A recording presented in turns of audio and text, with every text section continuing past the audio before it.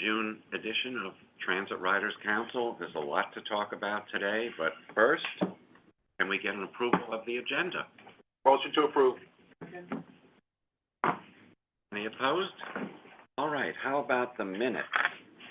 Motion. Second. I thought you were going to say, how about the Mets? I don't think we want to get into that right now. Yeah, not so great. Any changes or corrections to the minutes, or can we have a motion? There's a motion to approve, and it's been seconded. Okay, terrific. Today's speaker is going to be very interesting. For those of you who have seen the new fare gates, tried them out, tried them since corrections have been made to some of them to see if they are improved. We're going to talk about all of that today.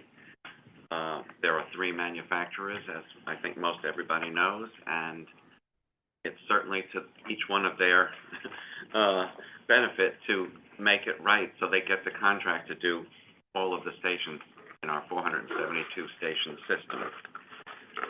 So I'm looking forward to our presentation today. Lisa, did you want to say anything before our speaker? No, I know that as we've looked at the gates, that there have been, we've seen some videos online and challenges and adaptations.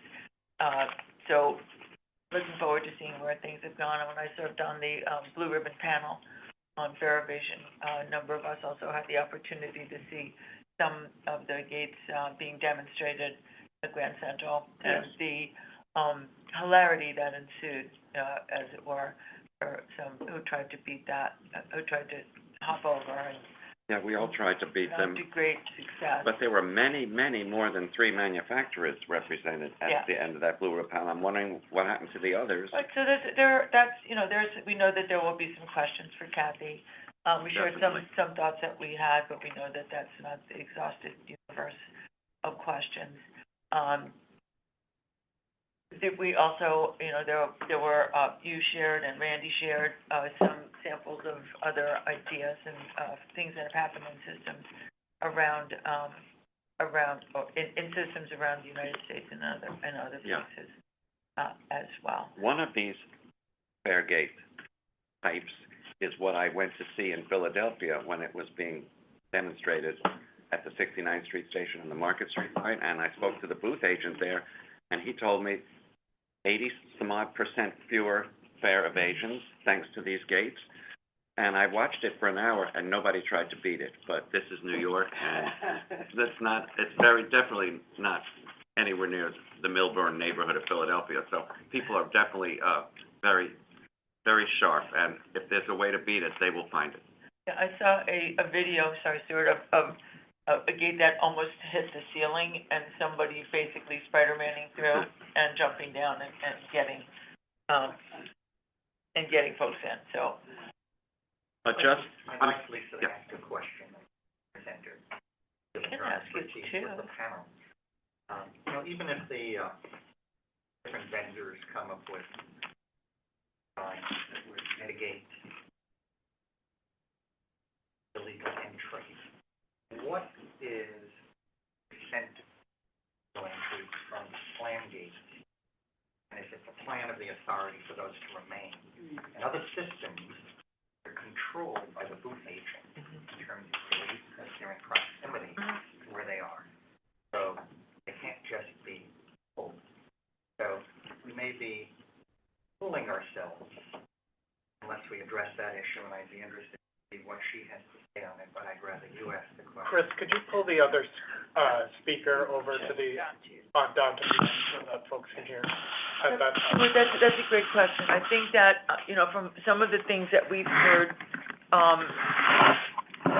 in conversations about the timers on the slam gates, also it's a fire department issue regarding egress, and particularly since it's a manual system versus an electronic system. If you want people to be able to get out in the event of an emergency, so we can ask. I get that. Yeah. My background in safety and health, I yes, get that. You would. But I want to know what their attention is to that and what percentage that represents. If, people see that nothing is being done in that area, they'll use this as their method of entry. Yes. Can I also add one thing that I think that, and I'm going to raise my voice so they can hear me. When I've seen these fair gates, and I've been sometimes with Q or sometimes with Kalia or Debbie or someone else, what we're seeing is when it comes to the accessibility one, when you enter, it depends how it moves. But if you have an accessorized Omni card, let's say you came from a bus and switching to the subway, Andrew, it does explain to you, excuse me, two people could go through, like person and the PCA. But that's something they all agree that there's some tune has to be there. But what about the PCA? Yeah. Well, you can ask that to Lisa because she's right next to you.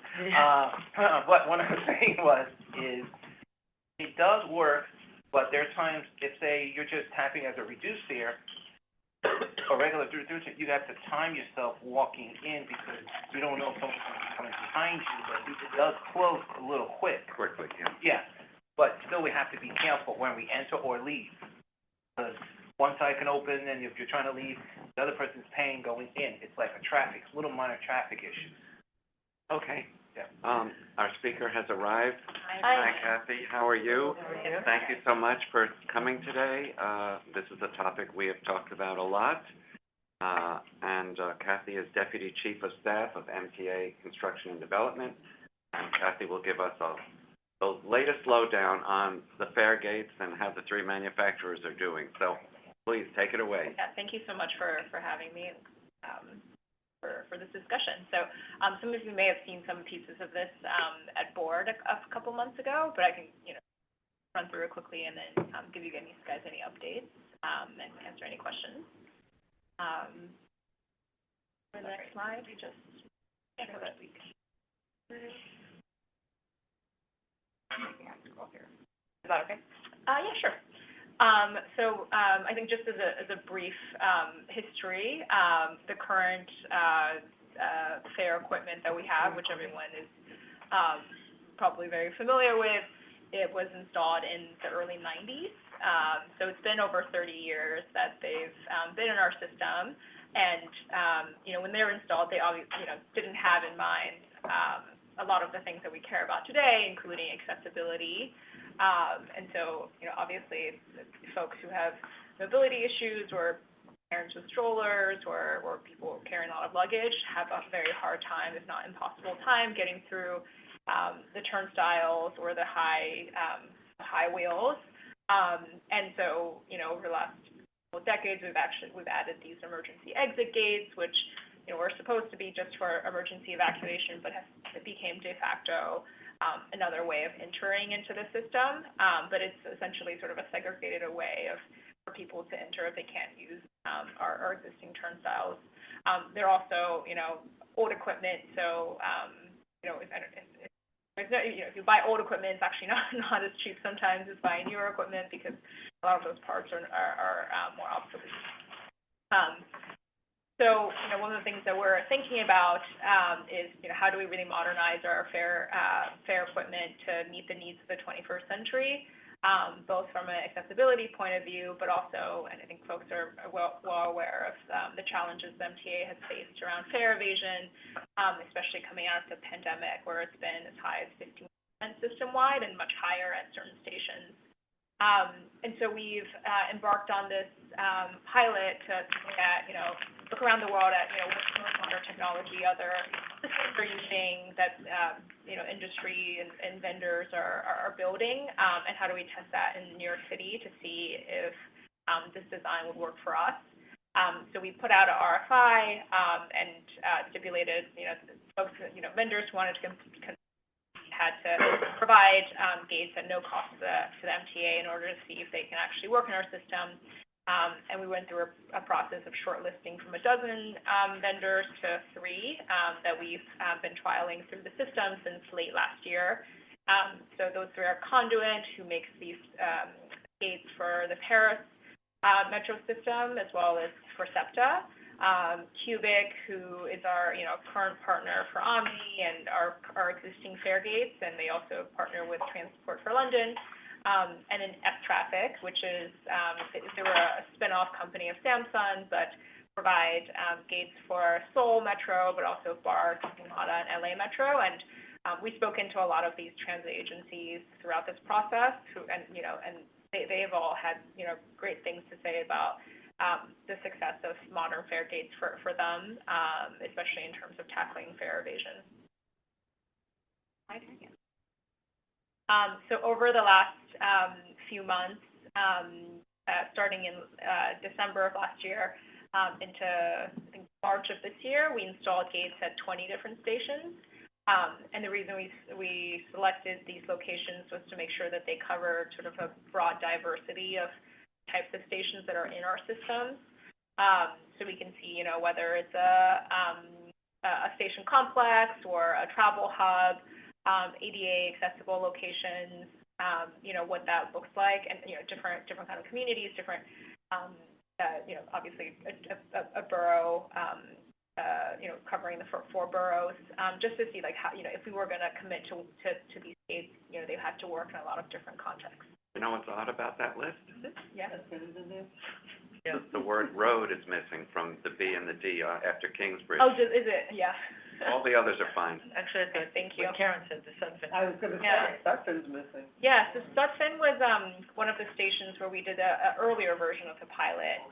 So we had worked with Cubic a couple years ago, and Sutphin was one of the locations that was identified as, obviously there's a lot of people traveling, and so they've actually installed an earlier version. I think we, have been monitoring that pilot and decided that, while it was good for like a couple years ago, but the technology really has moved on, and there's like a lot more higher technology models that we can test. So if you go around the system, there are also a couple other stations that have older versions, but these are the ones that are sort of the industry standard now.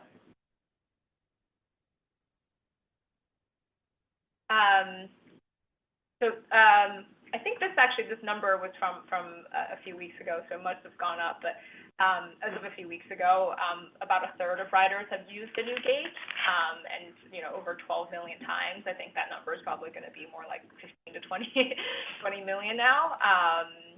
And I don't know if you can. It's a video, but maybe it didn't really translate into. Okay, never mind. But if you're at one of these stations, you can see there's they really accommodate a lot of a high flow of traffic. The doors stay open if people are exiting, to allow for free exits. You don't have to wait for the person in front of you to clear the aisle or for the doors to close. You can just continue going. So in that way, I think it can capture a lot of exit capacity. I should have discussed this before, but what we really observed is that this is an accessibility first design. So if you are in a wheelchair or have a stroller, you don't have to have a fully separate. You don't have to like go and swipe in, like open the or wait for someone to open the gate for you, or and then go through. This is like you can just enter into any the wide aisle gate. There's one, if not more, at every array, and it's a easy experience for if you have bicycles, if you have any large luggage. And then obviously, I think a big part of this is addressing fare evasion. So just as a reminder for what fare evasion looks like, before we saw over half of the evasion actually came from emergency exit gates. So someone was exiting, they propped it open, lots of people waiting for that. So, it was a big source of opportunistic evasion that we saw. And then the other half was through the turnstile, so split between going over, going under, and then back cocking. And so with the new turnstile, new fare gates, they really address these major sources. So one is that the fare gates are essentially because they're code compliant to serve as emergency egress points. So you don't need a separate emergency exit gate. So one is that if you're approaching the gate, it would automatically open, just in normal situations. But, even if there's something like a power failure, the gates will automatically open. So it's never going to be like staying closed. And if there's an emergency alarm is pulled, the station agents also have the ability to, press the emergency button to just completely release, every single gate. And so, you no longer need a whole separate system. It's embedded within these gates. And then over and under are also, if not completely eliminated, at least, drastically reduced. So a lot, the paddles are over 6 feet high, and they come about a foot off the ground. And so, I think, I don't know if you want to go to the next slide, but I don't think you can see the video, but basically shows like some people trying to piggyback and not being able to succeed. But so I think we know we're never going to address 100% of fare evasion. There's always going to be some level. I think it's just about addressing the majority, and it's particularly for opportunistic fare evasion. So I think we've seen on TikTok and Instagram, people, especially in the early days, people like skateboarding underneath, or like doing parkour to like get over the top. And I think that's just mostly for show and for like social media attention. I don't, usually you like don't actually see those kind of things. It would take a lot for someone to actually put in that much effort. And so I think if you go to the next slide, actually the data sort of shows this. We're still collecting for the first few months of the pilot, but what we've seen is that there's been a significant decrease in fare evasion before and after at the locations where we've installed. So this is just like a sample of the stations. There's a couple more that we've been able to get more data on, but across the board we're seeing reductions in fare evasion from anywhere between 20 to 70%. So essentially, like at every location, the fare evasion has been 5% or below, which is a big improvement for us from where we were before we installed these gates. And then also, like one of the good things about having this sort of technology versus the turnstile, which is very mechanical, is that we can continue to upgrade them and change their behavior, change the software. So even since the time that we've installed them, which, we've done lots and lots of testing before installation, but, nothing sort of mimics the real world conditions of the New York City subway. So we've learned a lot in the months that we've been piloting. So we've been working with the vendors also very closely on improvements, including the vision detection, how the gates respond, adjusting the paddle speeds. I think we've heard a lot of feedback from customers of, sometimes some places where they think the gates were closing too slowly. It's like really impacting, like it's frustrating. We're able to speed those up. I think there's some cases where, people were like, oh, they're closing too fast, even though I have like maybe a kid or, coming with me. So we're able to program, if there's kids detected, make sure that the paddles close slower or stay open longer, or if there's someone in a wheelchair detected, make sure that the paddles, stay longer. So those are like sort of the adjustments that we're able to make and be, pretty nimble in terms of changing that kind of gate behavior. And then there's also, audio and visual communication. For different vendors, we've gotten responses like, oh, they're actually really loud. They sound really loud. It's really distracting. It's like there's like too much audio noise, and we're able to, turn those down. And we're also able to turn that up if the need arises. Mostly we've heard complaints about it too loud. And then validator response timing. In the first couple of days, we saw, at least with one vendor, sometimes you had to tap multiple times for it to fully connect with the gate. So, they've resolved that. So I think there were definitely some hiccups in the first few weeks of, releasing a new technology, which I think we expected. But we were able to, because this is a new sort of technology that's much more modern, able to adapt, as we're hearing, more feedback. And then, also some of this, we're trying to help riders learn about how to use gates. We stationed customer service agents in the first couple of months that the gates were live, just to help people adjust. Putting out additional signage, and then putting out informational videos about how the gates work. I think, there's a lot of things that maybe are not as intuitive as they could be. For example, if you're a group of people, you don't have to actually, what we see sometimes is people tap, then they go through, and then they hand their phone back through the staff to their friend or, loved one. You don't actually have to do that. You can just tap 2-3 times, and the gate will stay open until it detects 2 or 3 people. So that's, a message that, we want to put out, that, people might not know, as intuitively. Because, people, I think folks are still have the turnstile mindset, rather than, That worked with the Metro card. Swiped it twice. Yeah, oh, yeah.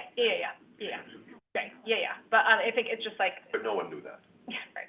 So we're still, we're trying to get that message out. And then here, it's not like you don't even need to enter separately. You can enter all together. Yeah. The gates won't, the paddles won't close on you.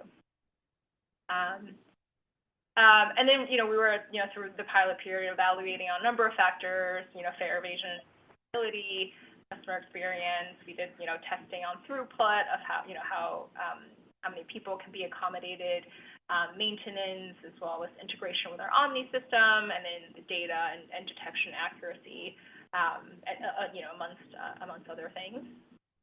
And and then just in terms of where we are now, so we have had all 3 vendors in the system since December, so it's now been 7 months of testing. We've been working with them to, improve their product in the meantime. We've actually gone ahead and qualified all 3 vendors for potential future solicitations, after doing a lot of analysis and realizing that they really meet the requirements that we had set out. And so right now, what we're working on is putting together an actual procurement package for what the next, future stations. We have a goal of installing gates at 20 more stations by the end of this year. And then in our capital program, our capital plan, we have funding to install at least 150 stations over, the 2025 to 2029 capital program. Obviously hoping for more than that.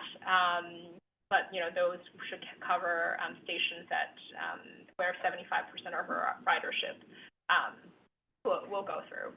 So in the next couple of months, we'll be putting out a package to, of these 3 vendors, they'll compete on that, and then the winning vendor will, or vendors, we could, we're potentially looking at more than one, depending on how many gates they can supply us on what timeline. We'll be installing 20 stations, and then we'll, over the next years, continue to roll out at different stations. So I think, those are all my slides. I'm really happy to answer any. I think the question on pretty much everybody's mind is, does one of these 3 suppliers outshine the others in any possible ways?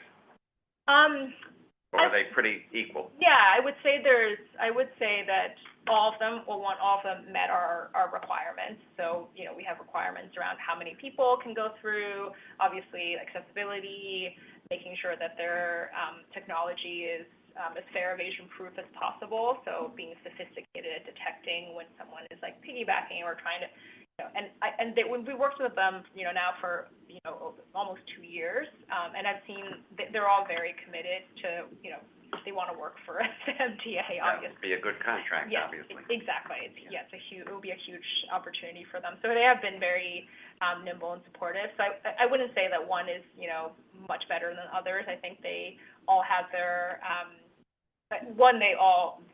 we were looking at the data and trying to see, is there one that's so much better than others? They're all sort of similar. similar.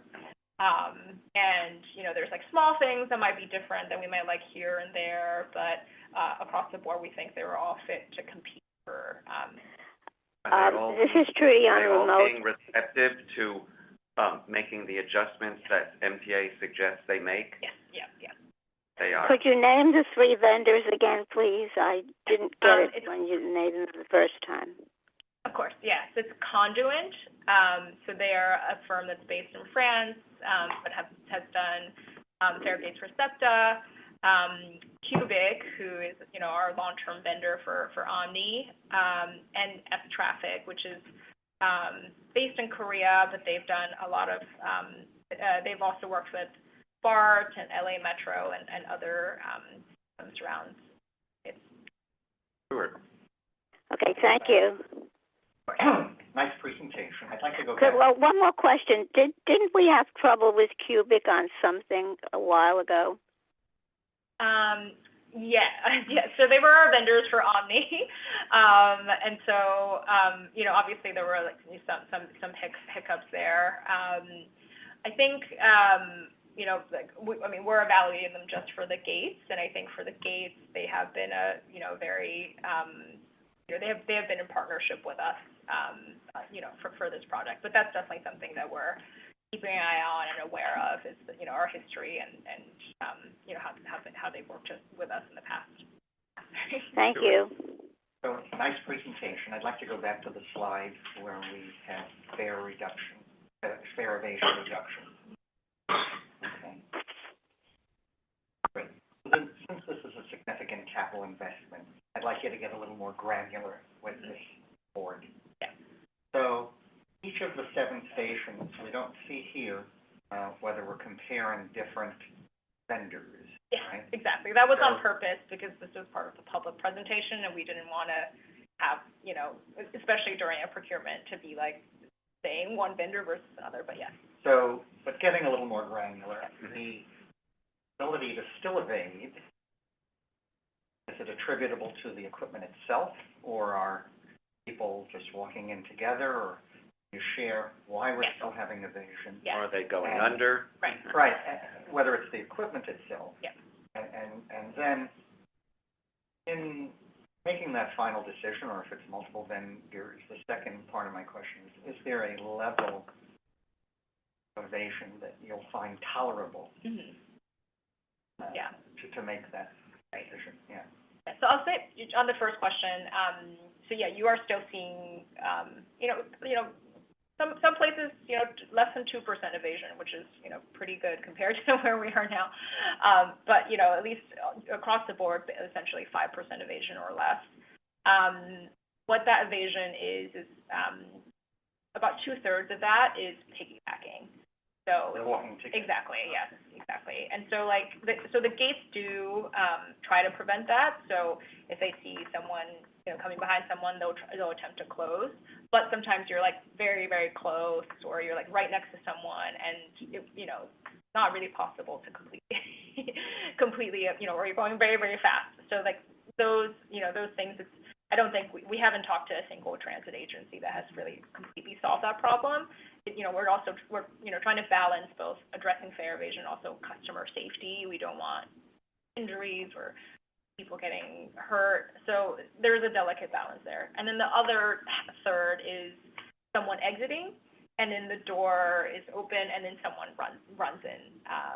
So, you know, we're still like thinking of, you know, we're constantly working with the vendor to try to adjust response times, speed. You know, a lot of the sensors are running on AI, so they're sort of also training and getting better at like, you know, seeing what the patterns look like when fare evasion happens.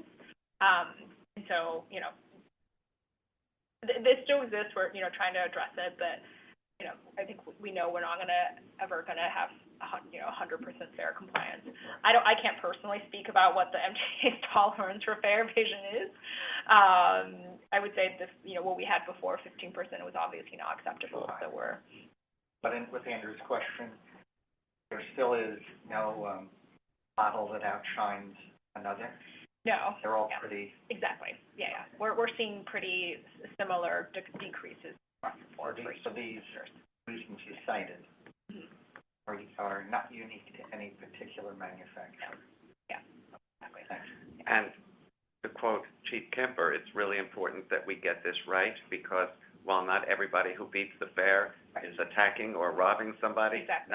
99.999% of those committing those crimes did not pay their fare. Absolutely. So not only would we increase the MTA's bottom line, we'd stop crime in its tracks if we got this right. Yeah. And one thing to Paraphrase, not a quote. Yeah. I was just gonna, it's a paraphrase. It's a paraphrase. I mean, one thing, Rescue woman? one thing to add here too is that what the gates can do, that the turnstiles were not able to, is now we're tracking fare evasion on a gate by gate basis, according to time. And so it gives us a lot more data in order to, accompany the physical changes with any operational changes. So, for example, a vendor actually alerted us. They said, at Kingsbridge, we're seeing on this gate, it's like in the last 3 days, there's like % fare evasion. That's very unusual. And so we're able to send PD out, and there were people who were panhandling, doing things like that. And so now we're able to sort of track, where are we seeing fare evasion, when are we seeing it, if there's a spike one day, being able to be more responsive. I'm sorry. Has anybody looked at a situation where if there's one of the new fare gates at a station and the next station is like a few blocks away, people are going there to beat the fare? We've looked at it from an in-station level. So for the pilot, we picked stations where there was another, especially because we were rolling it out before MetroCard was completely eliminated. So these are only Omni only. So we picked locations where there was another fare array that had turnstiles to make sure that if you knew the station but you were still on MetroCards, you could still access it for the time being. Now it's not as much an issue, but last year it was. And so we looked to see, are people going into the other turnstiles to fare evade? And we didn't see a big pattern of that. Not to say I'm sure it does happen sometimes, but it wasn't showing up significantly in our data. Like when you did 23rd Street and Park Avenue South on the 6th, did 28th Street all of a sudden see a lot of fare evasion, Yeah, I don't think we saw a major increase. Please. Thank you. I had a question going back to Sutphen. So I know you said that was an earlier pilot. So to bring it up to date, is that merely a software change, or does that require any hardware? Yeah, it would need to, if we wanted to have the same gates that we see here, we would need to replace the actual hardware. So what we put in a couple years, maybe 3 years ago now, were also paddle gates, but they are much shorter and much higher. We also have very similar at the Atlantic Barclays Center, and I think at Penn Station and Astoria Boulevard.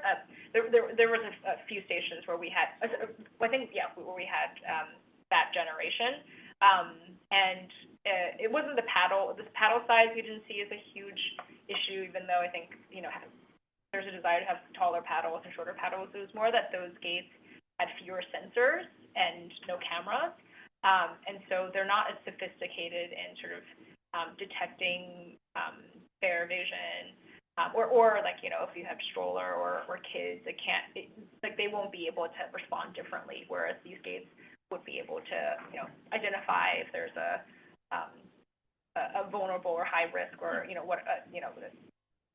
folks that might need additional time or additional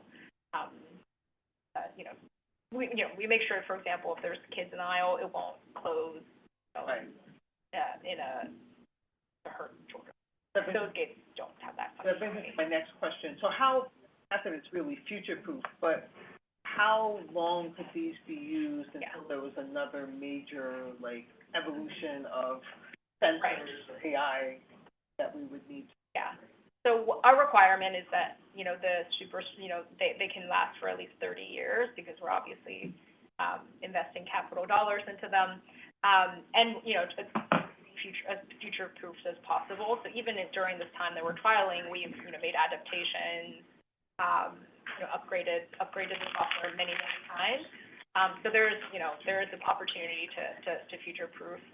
For things, there's things that we can, we have, other systems are thinking about, and the industries are thinking about, like touch-free, payment where, you know, potentially you can just read your phone or wallet or whatever, and you don't actually have to tap, things like that, that you can, you know, I think can, be compatible with these gates.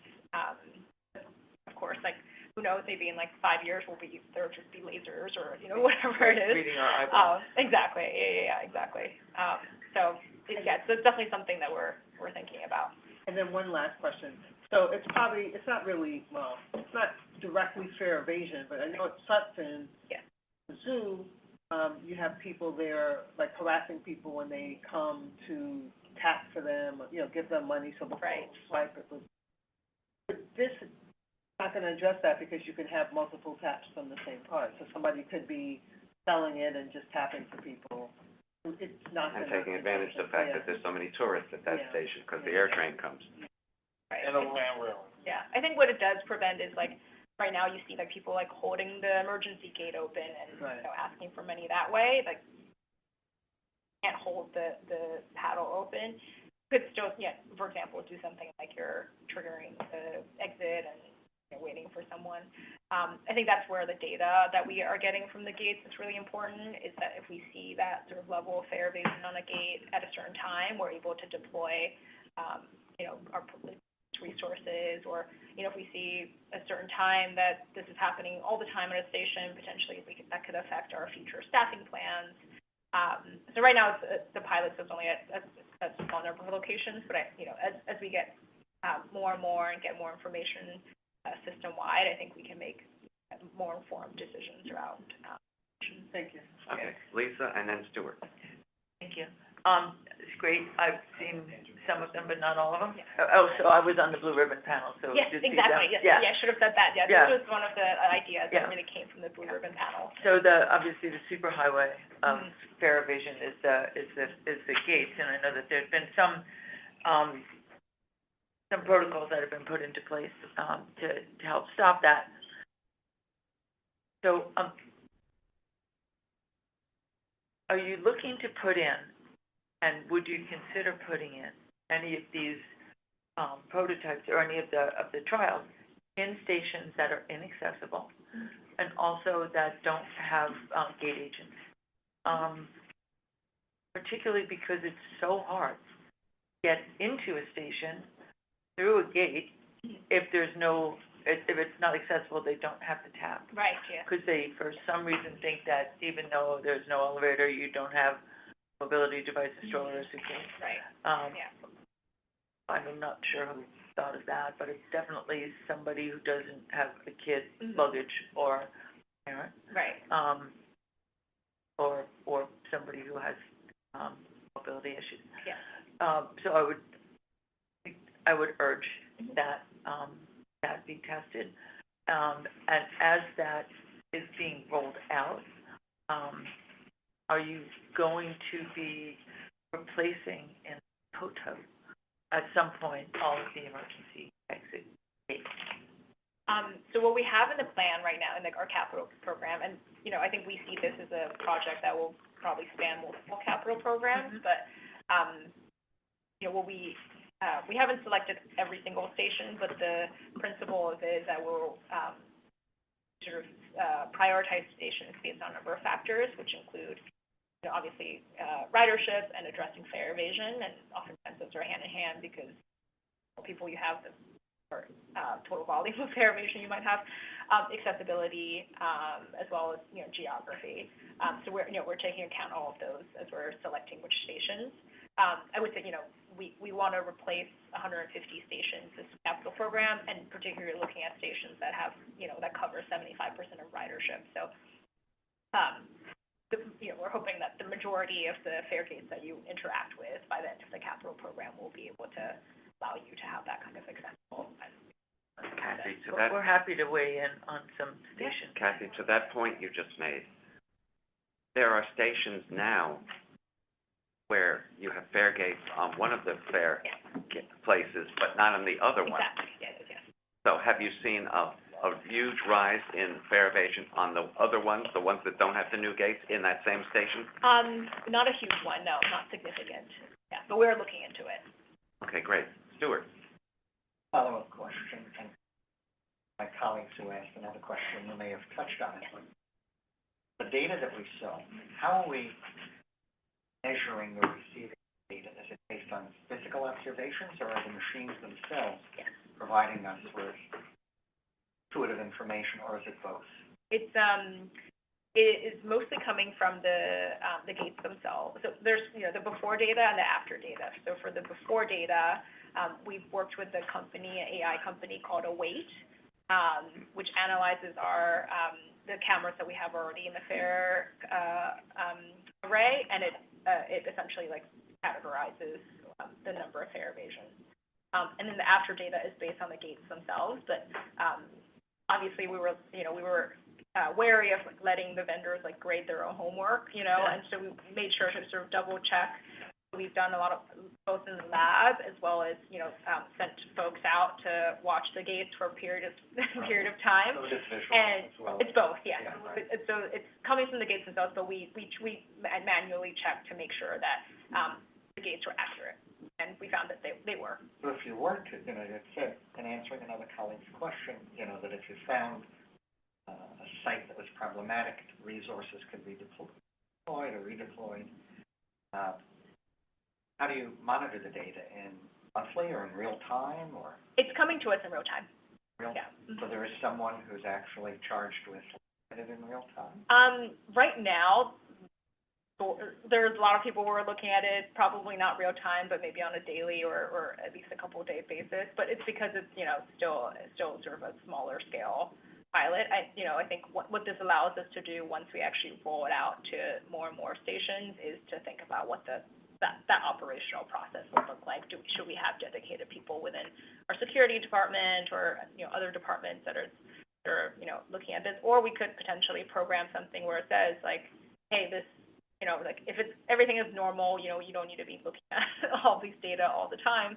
But if something strange happens, if suddenly there's a spike or something like that, it can automatically generate us that alert. Right, and the last element of that, so in the proposal request, once you put it out, is there a vendor role, meaning, they have to do maintenance, but would there be a monitoring role for the vendor? So that if there was failure in any point of the equipment, that you wouldn't have to do a work order, they would be alerted immediately? Yes, Is there absolutely. a provision on this? Absolutely, yes. And we have provisions for, obviously, if anything fails, you have to be able to fix, depending on what category of failure, obviously, just one piece versus, we've categorized them, and then for each category of failure, the required response times to make sure that they're exactly. Thank you so much. Quick question. Is there anything that you don't think the public understands about the new fare gates that you would love to see more widely understood and that we could help with? Yeah, I think it's that's just a great question. I think when most people see the fare gates, they think, oh, this is the MTA cracking down on fare evasion, which is true. It's not false. But I think there's also a message of these gates make it harder to fare evade, but they also make it easier to enter into our system for a broader swath of the population. If you're designing a fare array and thinking about how people get into the station, you would not design turnstiles, high wheel, and then emergency exit gate that then you have to. That's not the solution that a modern system should have. And so I think that message sometimes gets a little lost. We're not just trying to crack down on people. We're also trying to provide a better entry experience for all New Yorkers.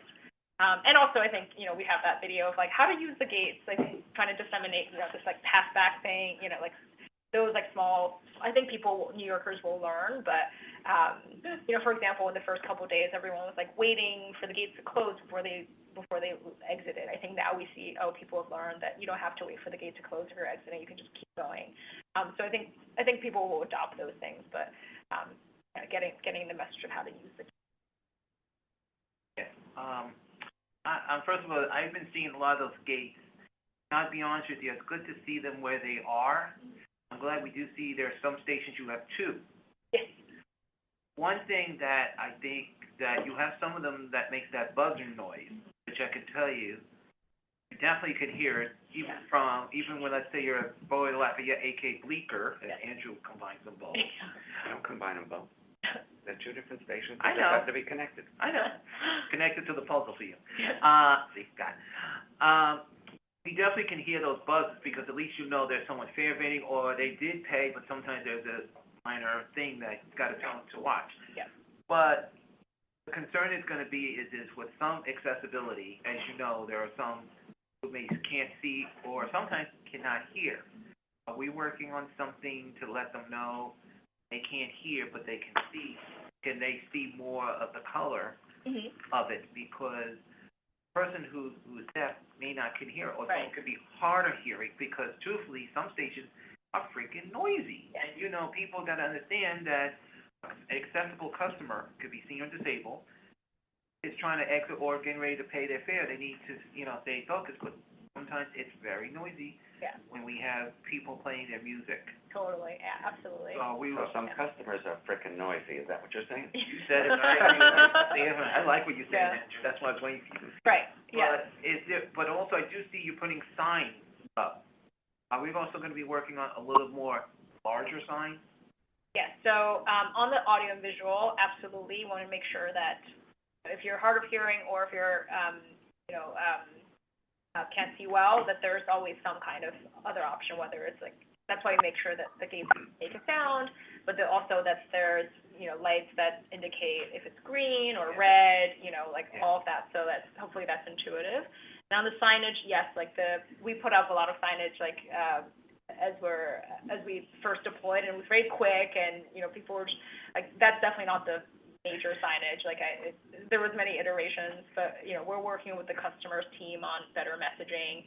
I'm personally hopeful that as people learn how to use the gates, we need fewer and fewer signs, because, you know, it can be confusing, you know, most people don't want signs that are going through. Understood that. Yeah. So the last one, just to mention, because as Andrew and someone else has been saying, I'll use Kings Highway since you have that gate there. You do have two other entrances. I had brought this up before here.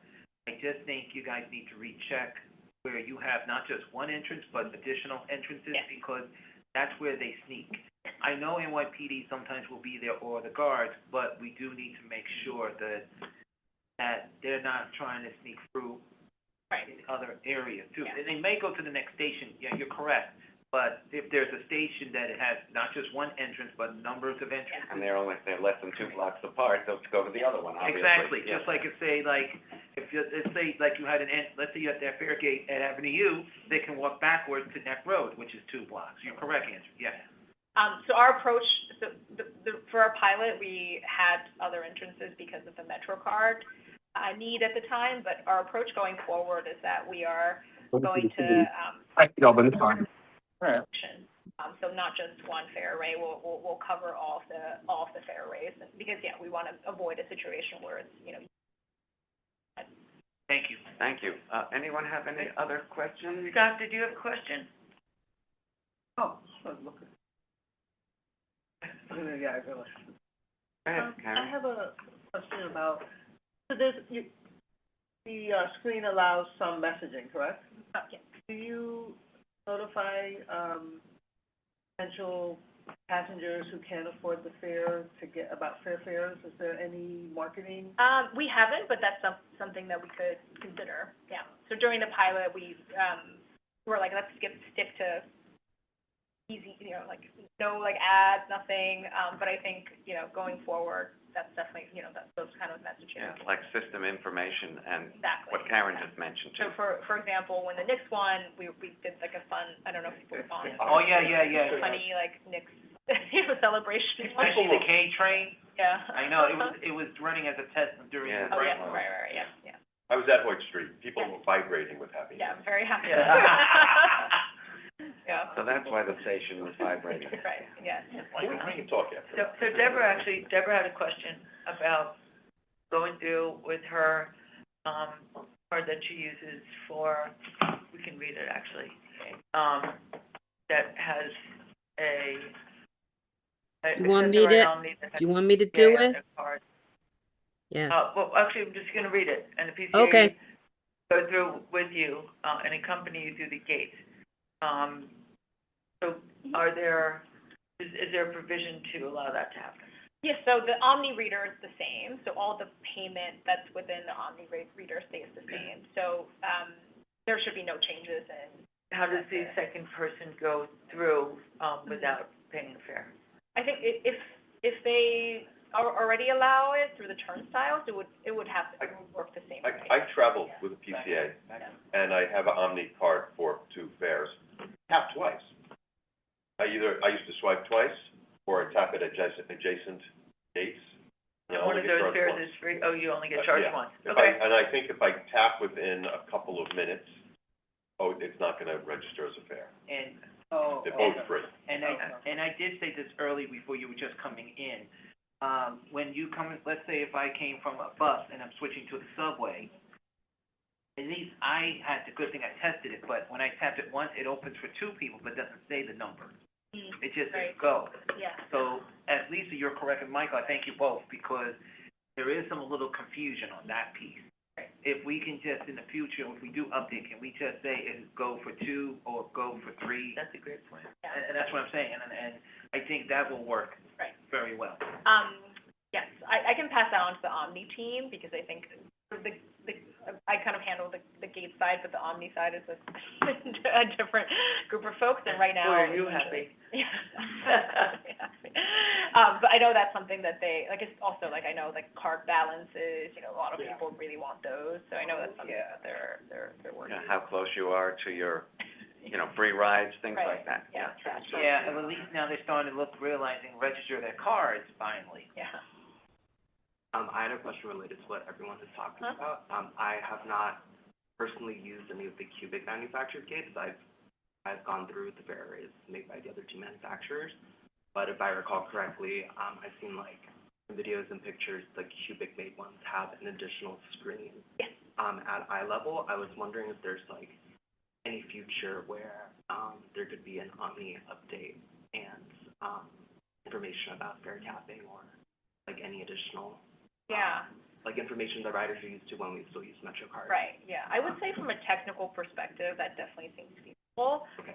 I would have to check with the Omni team exactly what the timeline is for, I know they're aware that this is something. Or, add fare, Yeah. fare insufficient, things Right. like that. It Exactly, seems yeah. like It's the perfect screen place. right there Yes, it does. at eye level. I understand it would be harder to squeeze all that information to, you know what I'm talking about, the panel where you actually tap the card, Get but an Omni reader, absolutely. Thank you so much. Thank you. Really Thank you so for much. having me. Thank you. Great. Yeah, Really interesting, and we'll be Sure. watching this, obviously, yes. and using them. of course. Well, definitely, I can't wait that you will. Thank you. Yeah. Oh, use that gate. Oh, that's okay, thank you. Appreciate it. Thank you, Kathy. Yeah, but it You know, actually, sometimes, like, when I was on the phone, people, like, holding the gate, it's like, okay. Right. Okay, so we're a little behind schedule, as Andy Byford would say, so I will, I'll give you my report. There was an amazing amount of ridership after the Knicks win, needless to say, amazing amount. 3.16 million riders the day of the Knicks game. That's quite something, and, It's Saturday. oh, yeah, oh, wow, that was, How many they put a lot of extra service on that day. I don't have the exact number on that one, but they're saying it was the most of any parade that's ever been given in the city.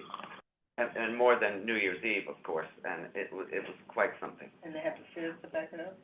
Hopefully, hopefully. But the very popular, very popular 8th Avenue and 34th Street entrance, where people are getting married in front of and having their picture taken in front of, that will be there for at least through the next season. People are just loving that entrance. especially Kalia, she was there. Oh, What about now with the World Cup? How's ridership? ridership is good. Like today, I'm gonna get to that actually. Okay. There was increased service on the C, the 1, and the S for all of these events, these Knicks events, which is great to see. And bus stop changes are continuing, along the 30th to like 59th Street area during the World Cup, and today is one of those days. and, delivery, no truck deliveries till after 10 p.m. on days of the World Cup. So there are definitely some changes on those days. And on July 4th, there's going to be added service on the A, the F, the 4, and the 6. So they're expecting a lot of people to turn out and travel on July 4th. 93.2% of bus service is being delivered. So the buses are doing better than they've done in a long time. They're not breaking down as frequently, and they're doing what they should be doing. But that doesn't mean we don't need new buses. We need plenty of them, and I'm going to get to that in a minute. 93.1% on time for paratransit trips, which is remarkable and great, and ridership is, as I reported last month, really up. So paratransit is doing a great job. Obviously, the Rockaway Boulevard, as Chris mentioned, A station is now accessible. It's also the end of the Rockaway shuttle during the beach season, which is also going to get R211s if they haven't already. They are. And Church Avenue on the 2 and 5 is also accessible, which is great, along Nostrand Avenue. So they're making stations more accessible at a much faster rate and cheaper per station because the contractors are bidding on group stations and getting them done more quickly. So that's great news. Zoning, the ZFA, Zoning for Accessibility, is going to be making Nevin Street accessible. Very busy station. There's a development going up, and this is a great law, and I'm going to get to a little more about that in a minute. The MTA moves 6.5 million riders a day, which is, while the airlines, of all the airlines, move 1.7 million a day in the U.S. So that's pretty amazing how much more passengers we're carrying than all the airlines combined. Very impressive. The D, the N, the Q, and the W will soon be getting R211s. I know a lot of people are excited about that, but I miss the conversational seating on some of these trains, and otherwise you have to stare at the person across from you, whereas you can't look out the window.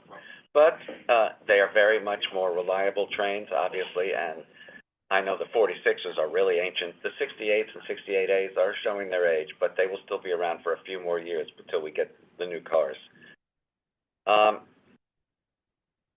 So here's something very interesting. This past weekend and the weekend before, the A trains were running on the service pattern that I would like to see made permanent. Yeah. All A trains went to the Rockaways, one to Far Rockaway, the other to Rockaway Park, while they were doing work on the Lefferts Boulevard branch of the A. I've mentioned this to Demetrius and to Bill Amorosa, and they've deferred this to Sarah Ferguson of Ops Planning, and they are looking at this possible extension of what they've been doing on the weekends and have the C extended to Lefferts. I understand some people in the Lefferts Boulevard community don't want to have a local train all the way. They would have to wait 3 stops before they could change to one of the A's. But this would be such a tourist-friendly thing. You wouldn't have to wonder if you're on the right A train going to JFK Airport. And there has been so much real estate development in the Rockaway Park section of the Rockaway Peninsula. Massive apartment towers. That is the only area that is relegated to shuttle status, with the exception of the 6 through trains in rush hour. Anybody who's on the Franklin shuttle can easily walk to the other lines. So the Rockaway Park branch of the A line, or the shuttle train, if you want to call it that, are the only people relegated to shuttle status, and I hope they can change that. I would love to see that. Electric bus technology is ramping up. There are new flyer technology issues and inflation and Buy American issues. We got an incredible presentation from Jesse Lazarus at the Capital Program meeting about the issues affecting buses and how the U.S. can get more of the latest version of buses. It's tough with the Buy American provision, and we are probably the biggest supplier of bus service anywhere in the country, obviously, and not everybody is ordering buses like we are. So we need this technology, and we don't want to get passed over for all the European and Asian communities. We have to show that we are ready to purchase and make these massive purchases of new bus equipment. because our buses are aging and they're breaking down. And I've seen that happen frequently. So hopefully we'll get somewhere on that. There are new speed cameras being put into work zones on the bridges and tunnels. People are going much too fast through work zones, and these speed cameras will help enforce that. I asked at the meeting if these new cameras will actually detect covered plates or ghost plates or things of that, plates that have been changed, and they will not. That will be done on the regular crossings, but on the speed zone cameras, work zone cameras, they will certainly detect people, and they will get fines, and after so many fines, they are at risk of getting their registration suspended. So this is very good for workers who are doing that. Now, here's something really exciting. XTEL Corporation is going to, thanks to the zoning for accessibility, they're doing a massive construction around 57th Street and 6th Avenue, but that station is already accessible. So XTEL has agreed to make 50th Street on the number 1, which is several blocks away, but they've agreed to do this. That station will be made accessible at the 52nd Street end of the station, and those elevators are going to go from street to platform, not mezzanine stops. Which, uptown, downtown, Both. 52nd? 52nd and... Yeah, the 52nd end of 50th Street I station. mean, where there's no exit now. Yeah. So they're gonna build a new exit. Sounds like it. Yeah, that's what it So is. you can only get out At 50th Street, yeah. and it's a But huge bottleneck. Yeah, they're saying the 52nd Street exit. So they must be going to do that in the zoning for accessibility. So that's a real win. And that law is so good, and I wish more stations could take advantage of it. So it's going to be Nevin Street, and it's going to be this one. Is also, the problem with that is that it doesn't include every neighborhood. There's only certain It doesn't. areas that are That are eligible. Exactly. Doesn't. It's on high development areas that are getting this. And, we could use this in all types of neighborhoods, from Little Neck to Wakefield to Tottenville. To the rest of Long Island City. Yes. Yeah, Andrew, Yeah. just answering that question, I'm sorry to interrupt you, but, there is a discussion in, not far where Stuart and I live, there is a discussion they might be trying to think of doing Ocean Parkway, because Trump Housing is thinking of working with the... Ocean Parkway and the Q? Yeah. Yeah. There's discussion, but it's not finalized yet, but I will say, let's see, because it was mentioned at a community... Yeah, that's an elevated station that can use an elevator. Is that within the ZFA eligible? I don't think that's... I don't think that's part of zoning for accessibility. That could just be... If there's a massive development going up near a station, No. they can't utilize that? No, It's only in certain, it's only in some... So basically, almost every single station is within CFA for easements.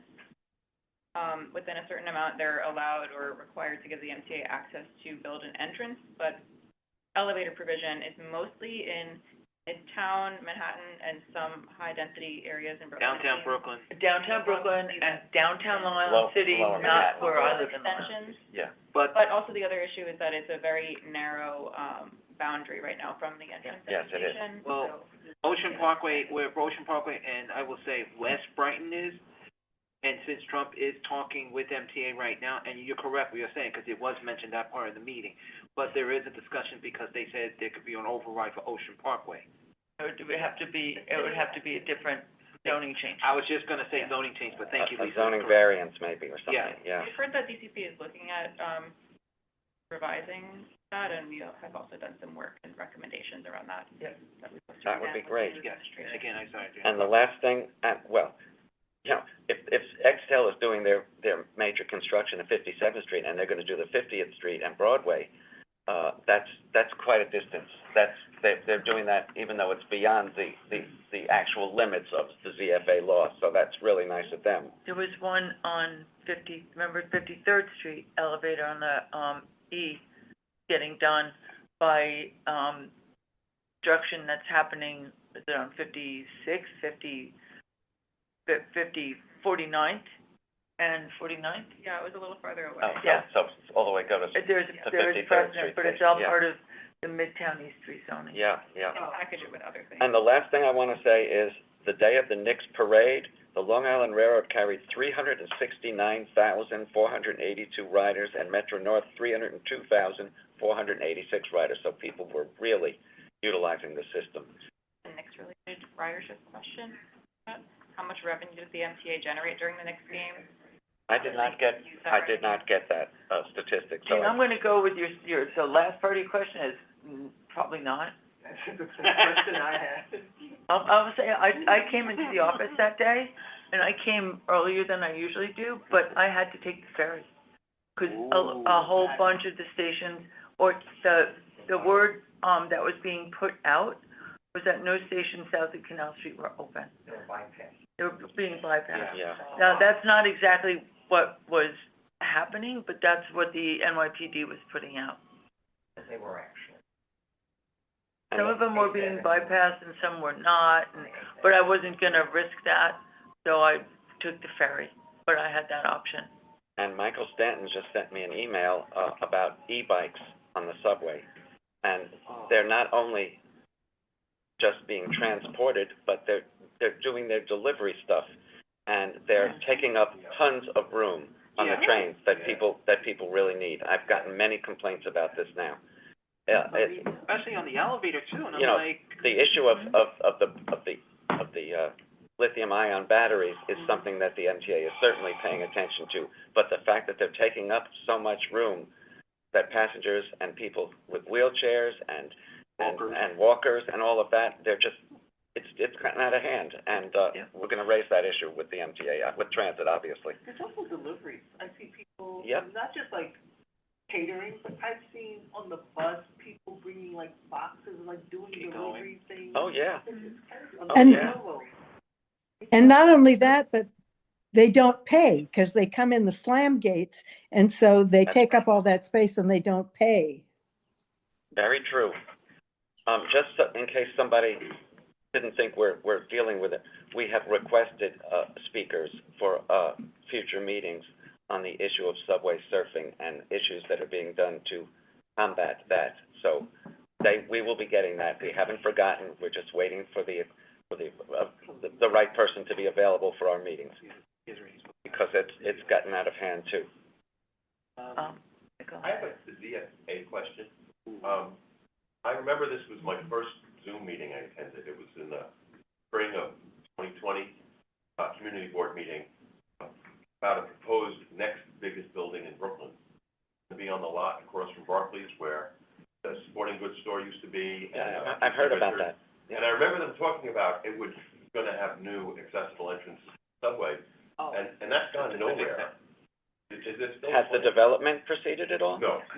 There's been a big public engagement, series. I've taken part in some of the meetings because I live in Prospect Heights, not too far away. So essentially, the developer who was initially going to do the project went bankrupt, went out of business. They've since selected a new developer to do the project.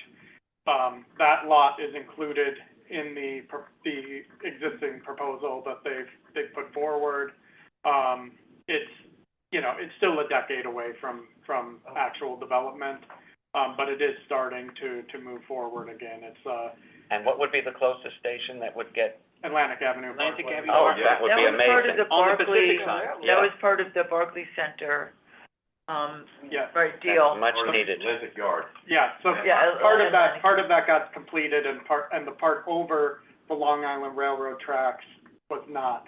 They've since rejiggered the proposal to mostly be on the existing land that exists on those two blocks, which isn't huge. They want to build taller instead of wider, to do less over the track building, which is far cheaper and much easier to do.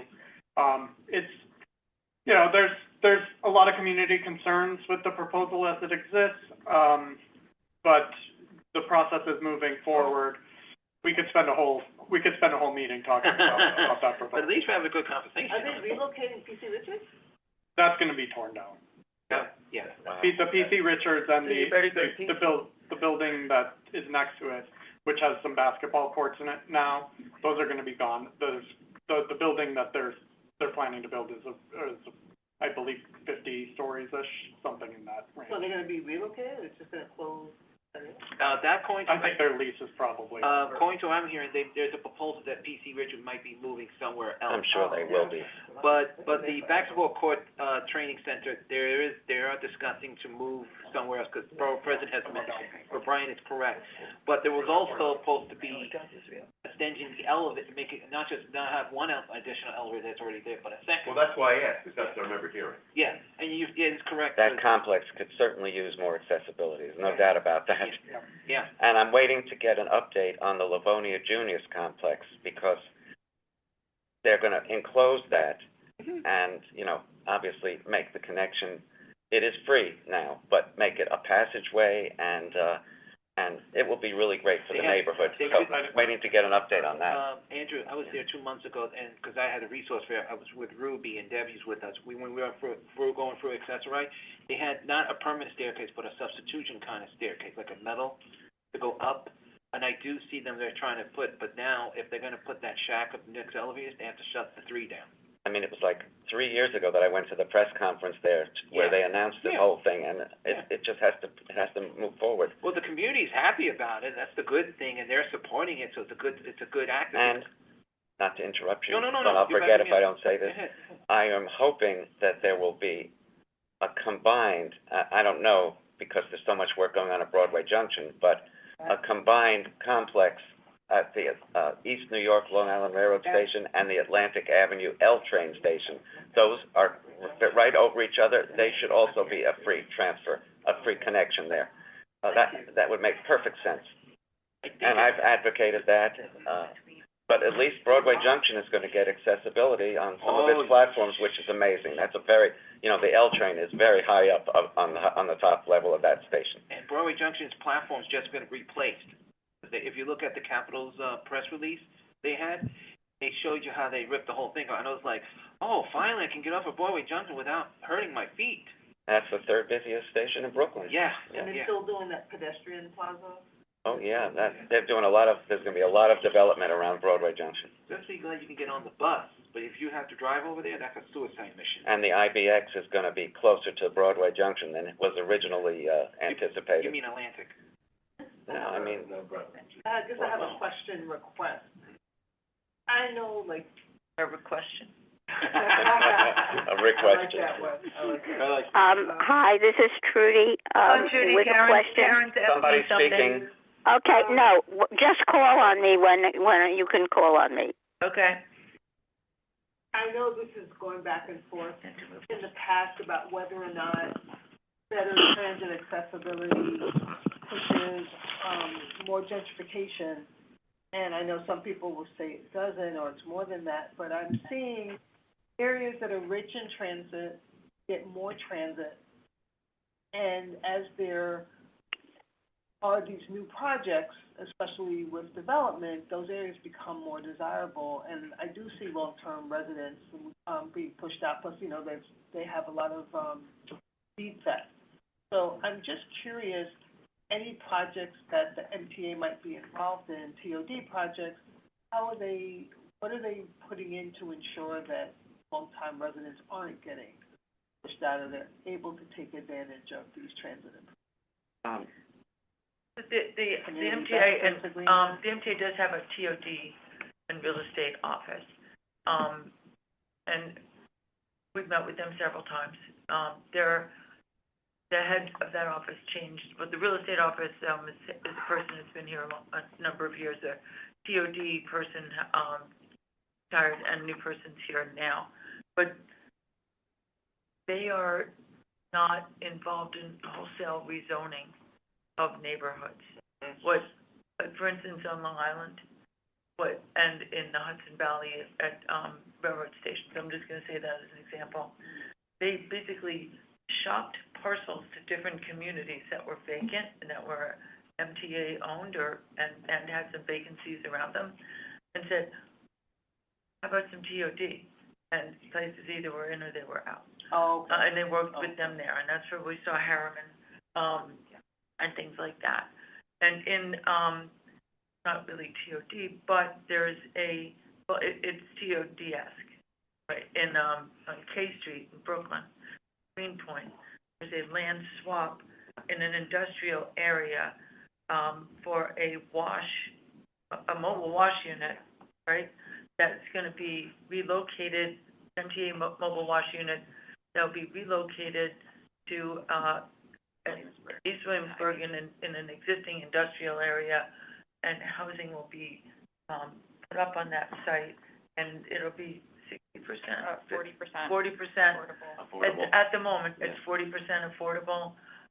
It's still going through its council process, so it could end up being a little bit more. It's still contentious too. And add as well. Yeah, Karen. I think that's definitely an important, topic. I think that as much as the MTA would like to be a zoning agency as well and be able to rezone parcels next to it, it really highlights the need for integrated planning between the city and the MTA. And so, like Lisa mentioned this, the proposal in Greenpoint currently, with the IBX as well, there's a lot of talks right now about rezoning along the IBX to increase housing. And on the city side, at least, there just needs to be some provisions in there as well about making sure that people can keep their homes. Yeah, it's that's definitely the city would have to step in and do that. Even the state, I think, could make some additions, but it doesn't have to be an either or. At least we hope it doesn't have to be either or between new transit, new housing, and keeping. Especially with the housing, so yes, because the whole premise was that it's supposed to be near transit developments or commuter rail, but I'm seeing it in places that really don't have that transit infrastructure. Like where? Like in the area of Queens where I live. We have just bus lines, maybe the railroad. The railroad, yeah. Doing it, people, there are more cars. Yeah. So it's really not. I think this would be a great topic for a future meeting. We could ask that office to come in and talk about some of the plans and how it fits in with the city initiative. I think that's really interesting. We also, we were talking about DFA before as well. You bring up only having buses. We would like to see DFA expanded so that if there is development in a neighborhood that only has buses nearby, developers should be able to contribute to maybe upgrading a bus shelter or a station or adding service to a line or something like that. They should be able to. Railroad service to Yes, exactly. the rails. Or help them add an accessible station, if it's gonna be linked. You could. Well, we're talking specifically about buses. Yeah. Right now, it only applies to subways, I believe. I don't even No. think it applies to the railroad. Commuter rail. I have to double check. It is community rail. Well, It does the apply to- commuter rail is not really at the location that is That's the issue. where it's zoned, where the ZFA exists. Unless it's, like the Atlantic, terminal thing that we're talking about. Yeah, That would be But it's commuter rail and subway. right. I meant And how, the city of yes, that's what I was. City of Yes, right. Yeah. Well, yeah, all these laws need to be integrated well. Yeah. DFA needs to be expanded, and Maybe it Dan applies could to write things like city of The Yes. whole New York City plan with all of these Yeah. things in there, and somebody looking at it saying that this actually. But clearly DTAP just becomes, more high profile for a lot of the elected officials in the city. That there are, I think, a lot of laws being, that need to be, Implemented. or As acted soon as upon, possible. But it's definitely more discussed, more high profile than it was when it was just happening. Yeah. Okay, Trudy, you're next. Wait a minute, let me unmute myself. Can you hear me now? You're unmuted. Okay. I have two questions on two issues. First of all, about the next parade. As Andrew knows, because I called him about it, I'm getting calls from people who were asking me if they could come, if there was some way I could get them into our building. I had to explain to everybody that I wasn't going myself, that I'm flat on my back. I mean, the people who called me. But I was wondering if the building to Broadway was letting people as guests, come in to watch the parade. Or Lisa, you said you were there, whether, viewing It was a regular work day here. You had to get to work. I mean, like. Yeah, for first you had to example, get, I Jess understand here, that. And she was trapped on the other side of Broadway and couldn't get here. Wow. It was, if you tried to bring in a guest, they had to come in through the front. And to get to the front, you had to navigate through 3 sets of barricades to get to Broadway. Wow. So it would have been pretty impossible. I certainly didn't bring anybody. Yeah, no, I assumed that, and obviously in my condition, I wouldn't go anywhere near those crowds. So that's number one. Number two, because I'm flat on my back most of the time, so I watch a lot of news. And there's a thing about Jano, it didn't come up today, so I was just wondering, Jano saying that the MTA was not going to cooperate with Andy or, with Amtrak on the rebuilding of Penn Station. I was wondering if we had any information about that. That's going to come up. Andrew, it supposedly came up at the board meeting. Yes, it came up several times, but Lisa's going to discuss some of that in her report, and I will add to it.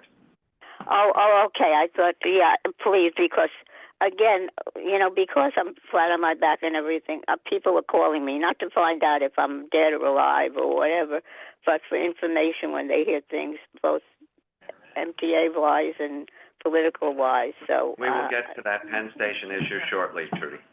Okay, great. Thank you. Okay, feel good.